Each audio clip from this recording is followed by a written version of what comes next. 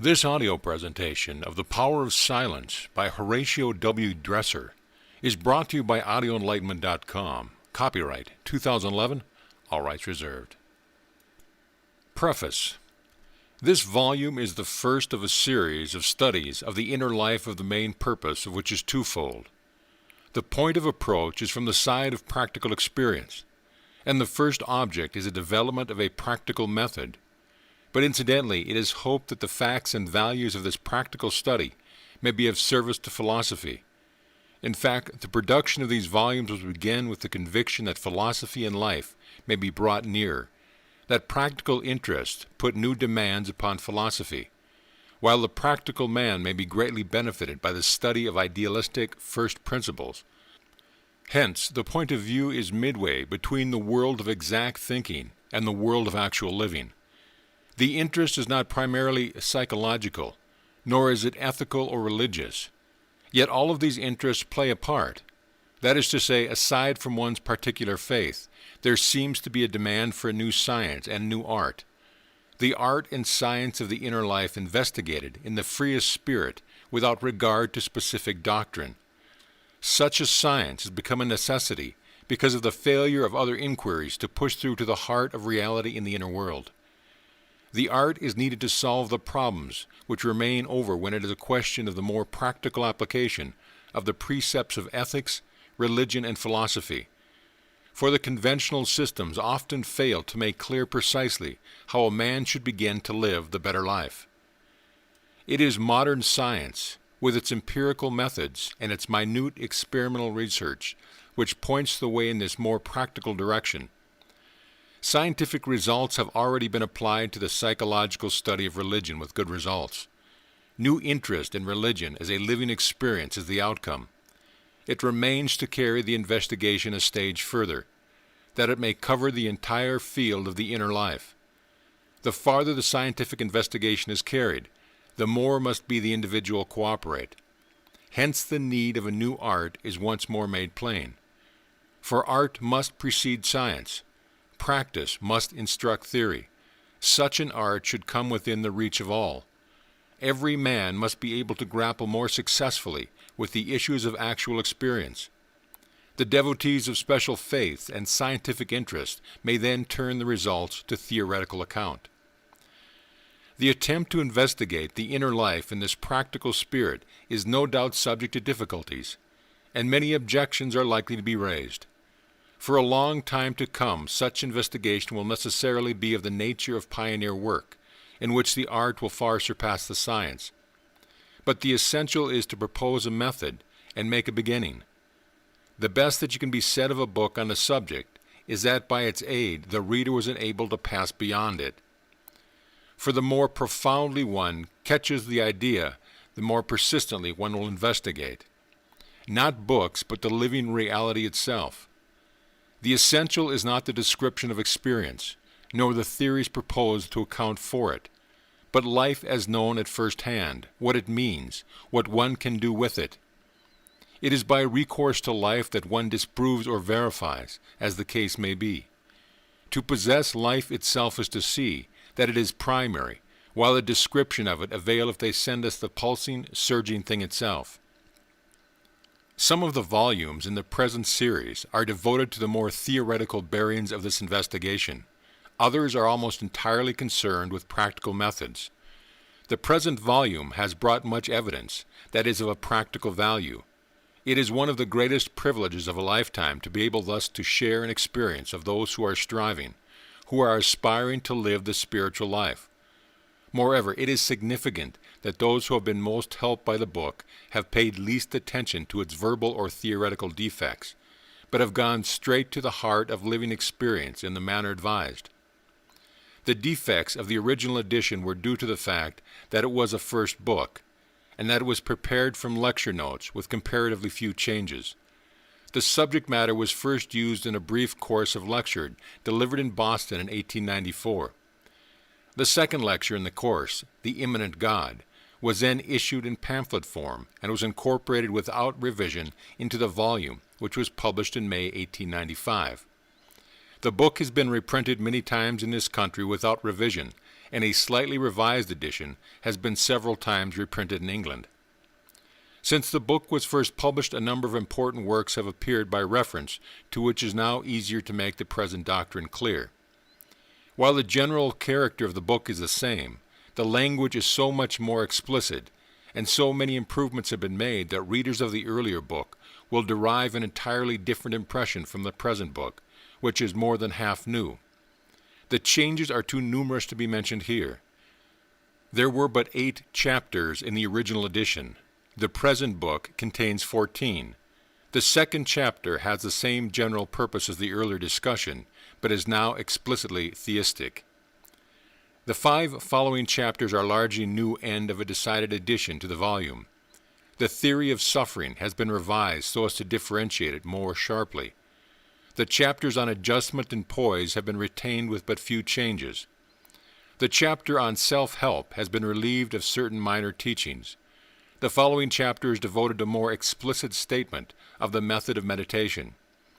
The objections which have been raised to this method during the past 10 years are also considered. This chapter makes clear the wide distinction between the present theistic philosophy and all mysticism.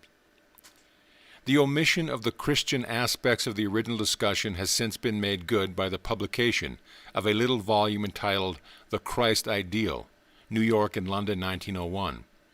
A simple statement of the general theory of the inner life is contained in a little book entitled Living by the Spirit, also issued in pointed letters for the blind. That little work is far clearer than the earlier volumes. Those who prefer to read a simpler statement before taking up the present discussions will find that book the best introduction. On the other hand, those who are interested in follow the philosophical problems here barely touched upon will find a much more elaborate treatment of these questions in the maturer volume, Man in the Divine Order, 1903. Horatio Drescher, Cambridge, Massachusetts, 1904. Chapter 1. The Point of View. Now that the 19th century is ended and scholars are making their estimates of its many tendencies, it is becoming more and more clear that it is to be known as a century of philosophy of evolution. It has been an eminently practical era, the age of mechanical invention and discovery, and towards its close, an epoch of sociological inquiry.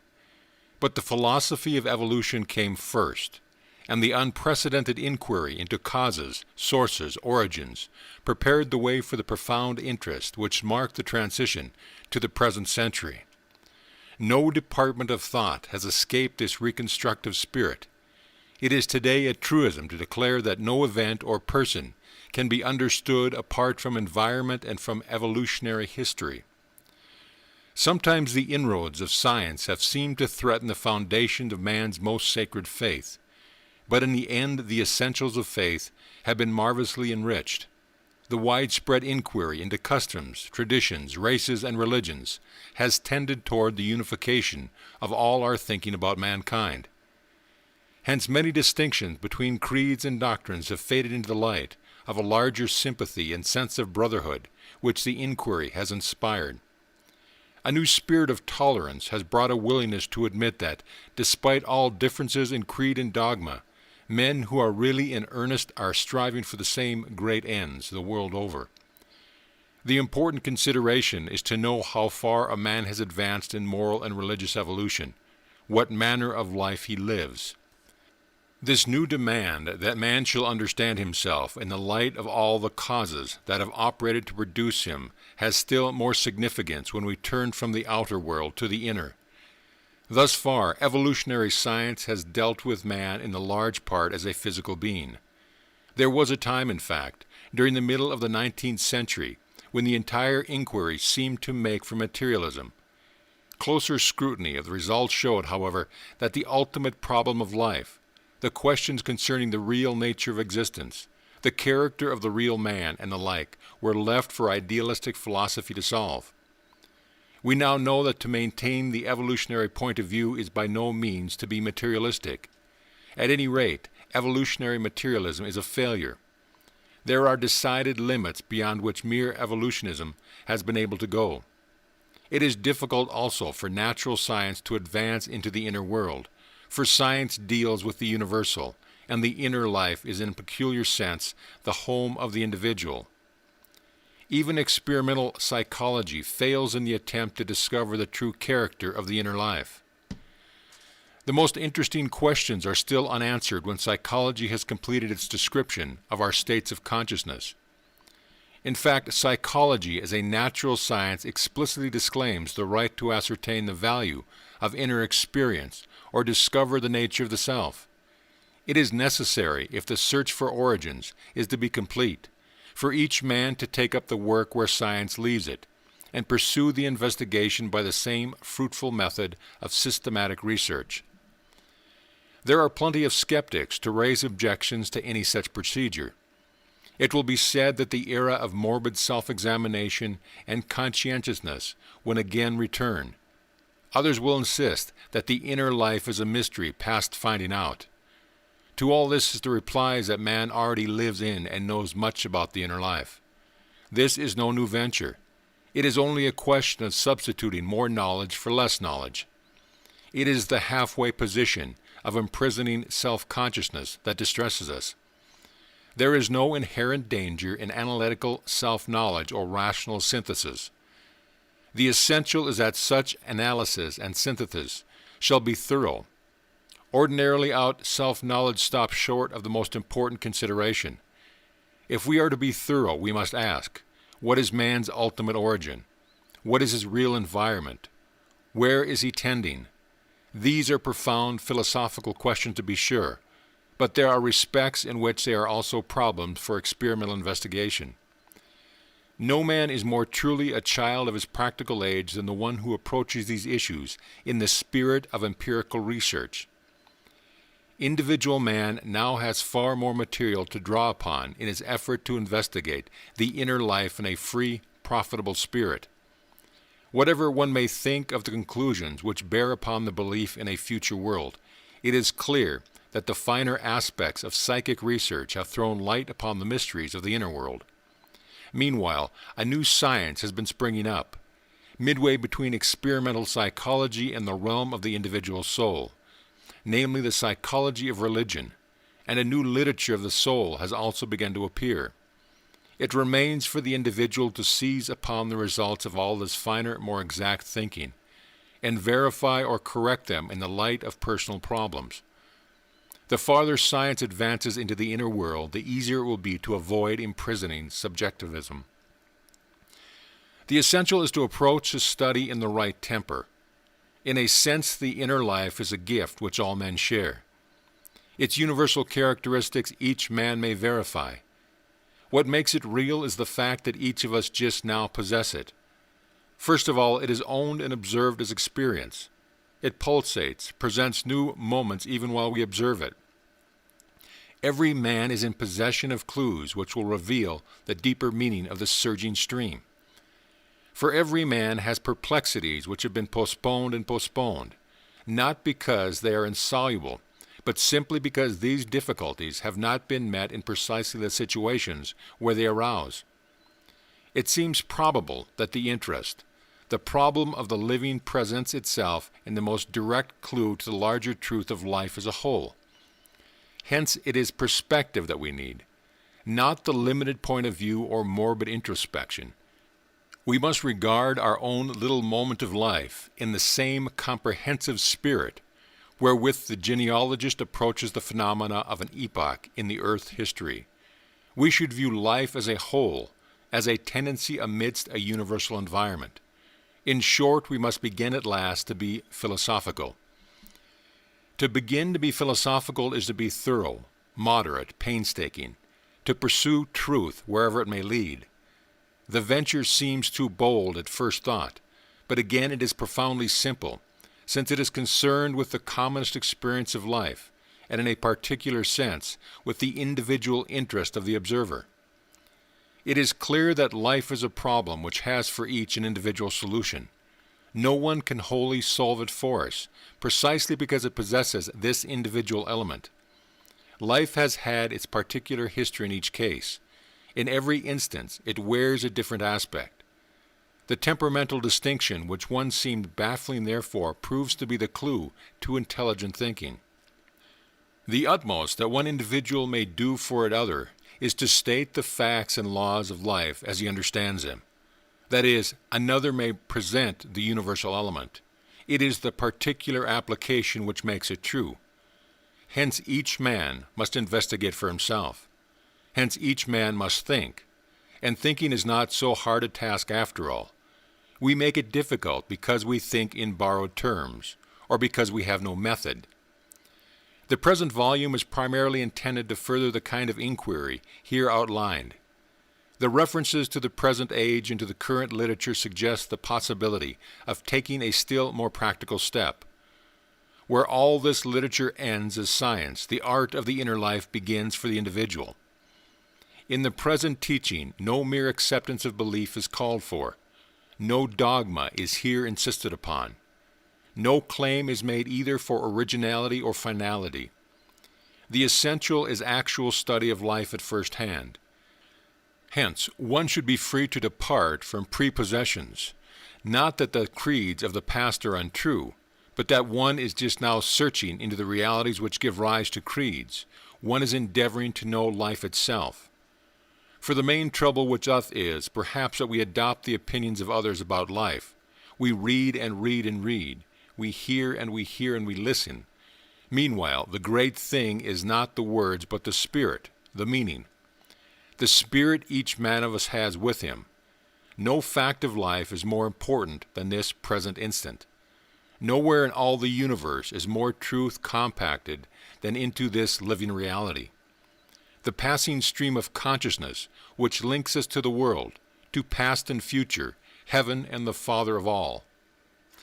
It is essential, then, that each point in a discussion of the reader pursue to make the thought of his own through quiet realization of its spirit and its meaning. Let him pause to ask, what does this mean for me? How does it explain? How does it accord or conflict with my experience? Have I ever devoted time and reflection, alone with my deeper self, to realize the full bearing of the profoundest and sublimest truth of life? Have I ever made them my own and actualized them in daily life? Or is there still a chasm between theory and practice? If the reader will keep this practical object constantly in view, unsuspected applications of well-known truth will become apparent before he finishes the volume. If one is to pass beyond mere self-analysis of the usual sort, it is clear, however, that one must be willing to entertain the thought of a fundamental system of realities. To end in a large world, one must begin with broad premises. If man's life is environed by a larger life, he cannot understand himself alone. In deepest truth, there is no alone. Our own experimental observation proves that, first of all. It seems impossible even to outline one's method of investigation without admitting that the presence of environing life is the most striking consideration. What that life shall be called is of course another question. But for one's self, the frank admission must be made at the outset that it is the presence of the Divine Father, without whom the most elementary fact seems unintelligible. If the reader names it otherwise, well and good. It is not now a question of names. As a possible aid to inquiry, the present discussion is confessedly a chapter from life, an appeal to life. The aim is to convey the living reality itself, so far as possible, instead of merely talking about it. Hence the appeal is to the profoundest experience of the reader, recognized, confessed at what it most genuinely reveals itself to be. The appeal is to reason too, but reason must start with facts, with actual life. It does not create its own objects. How else can one hope to unite philosophy and life than by this frank union of experience and thought, one's deepest life made explicit? It is obviously wiser to be true to all aspects of life as it appears from the angle of one's own temperament and experience than to force all facts into a certain system. The deepest facts are usually slighted, if not excluded by the latter process. No formula seems large enough to cover all we know and feel. There is an element in experience that usually eludes description. Some experiences can never be told. They are intimately a part of us. They are sacred, and one hesitates to speak of them.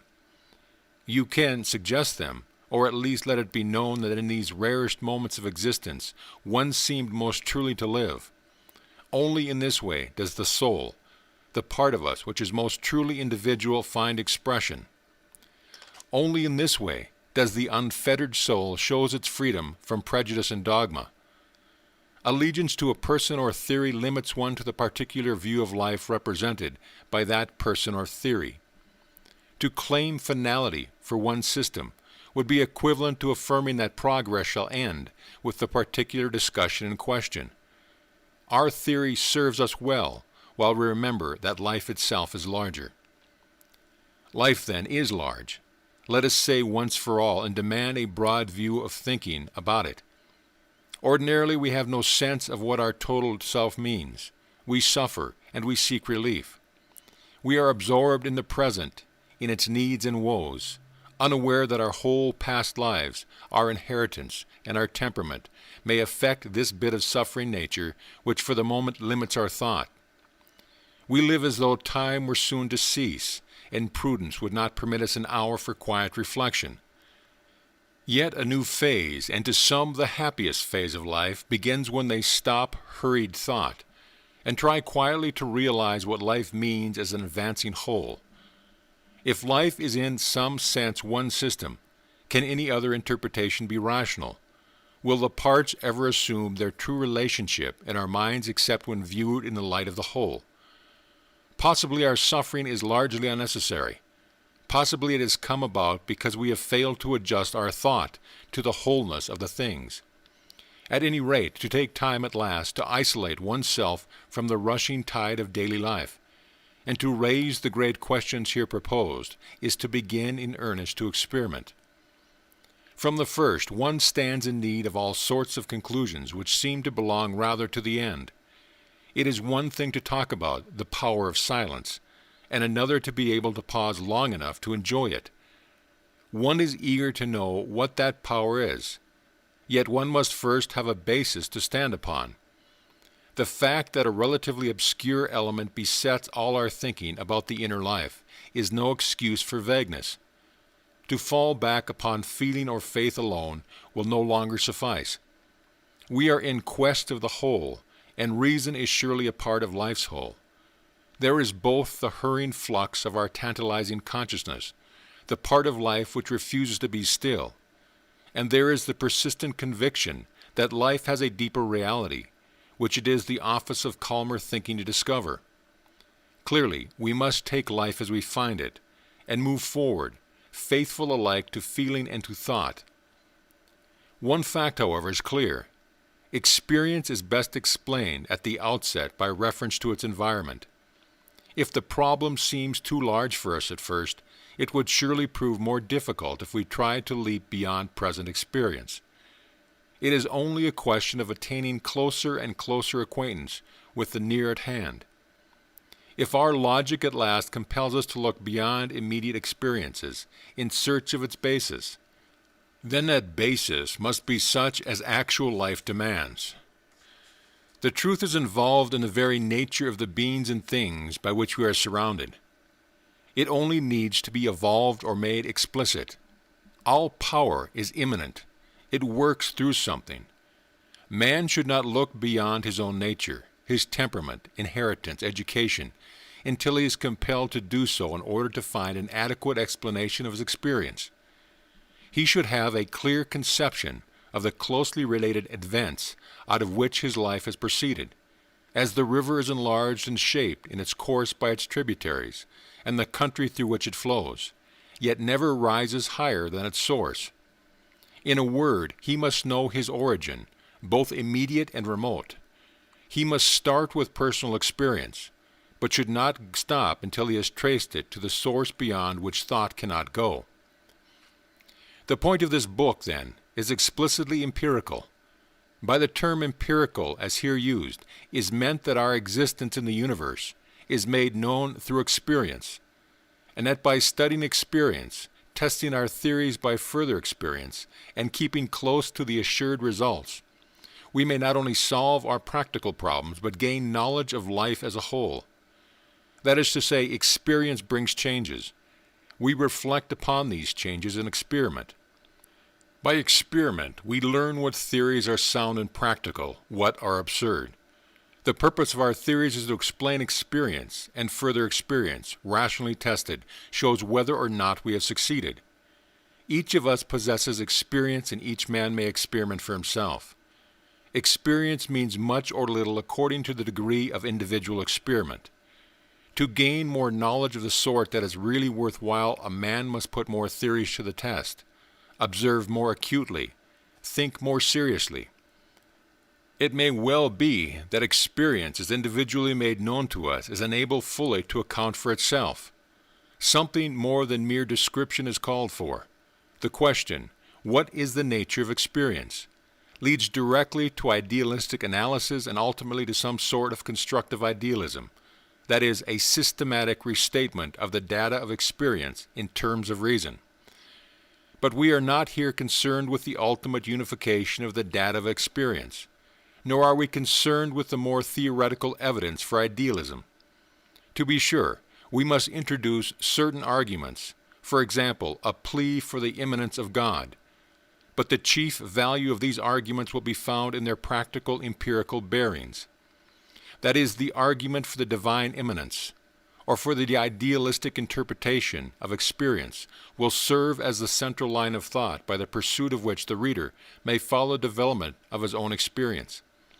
In other words, it is the value or meaning which the reader attributes to the argument that is of consequence. The first-hand evidence is of more import than the theoretical description. But once in fuller possession of the empirical evidence, one is in a position to follow the philosophical implications much further than the present arguments carry them.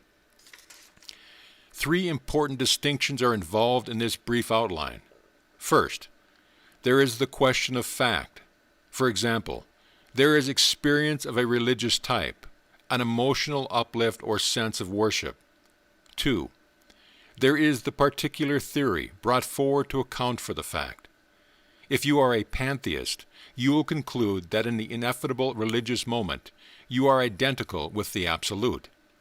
But if you are a theist, you will revere God as the Father and indulge in no mystical theories of identification. 3. Furthermore, there are the practical values which you attach to the facts. If you conclude that God is the Father, your conduct will differ greatly from that of the mystic. In the end, it is undoubtedly the value which we attribute to the experience that influences us most. For values are ideals, and we develop by means of ideals. Ordinarily, it is only the technical philosopher who distinguishes thus sharply between facts, theories, and values. But the distinction is plainly of great importance. Very few people know what a fact is. The majority read their opinions in a given matters of experience and mistake what they want to believe for what is so. But one can make little headway in the endeavor to understand experience without constant discrimination between fact and theory, and there is clearly a great difference between that which is and that which may or ought to be. The present inquiry will be chiefly based on these distinctions. The reader is already in possession of facts, that is, of experience. He also possesses abundant theories. Modern science describes for him the physical world in which he lives. History narrates man's life in the past. Moral science sets forth the views of men in regard to what ought to be. Christianity is an inculcation of religious principle. Philosophy is the intelligent coordination of all theories. But there is need of an art of life which shall show man how to live philosophically.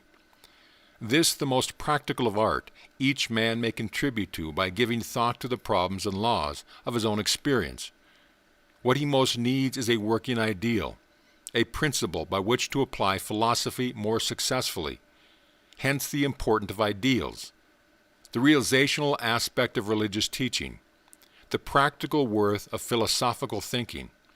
Hence, too, the value of silence, of sufficient repose to enable a man to realize the meaning, the spirit of what he believes. For this inquiry, the reader needs no other equipment than he already possesses. Each of us is feeling, acting, living amidst the great stream of events which we call experience. Yonder are the fields and the hills. Above is the fair blue sky. Near at hand are the houses of friends and neighbors, theaters of fascinating interest. Within the mind there are passing thoughts and varying emotions. Implied in all these transient mental states are the habits by which we have developed, and the convictions which underlie our conduct. The essential is to awaken to consciousness of the surging play of circumstance, discover how we are taking it, and consider how we become more wisely adjusted. This is to enter more fully into the spirit of the age, to become philosophers of evolution in a yet profounder sense. For it shows not only how experience leads to experience, but even how thought follows thought. Thus we may enter into the fullness of life as it passes, and by this profounder mastery win the greater repose. And he who can break away from the age sufficiently to meditate upon its peace is indeed ready to apprehend its finest value, to live in it, not of it. End of chapter.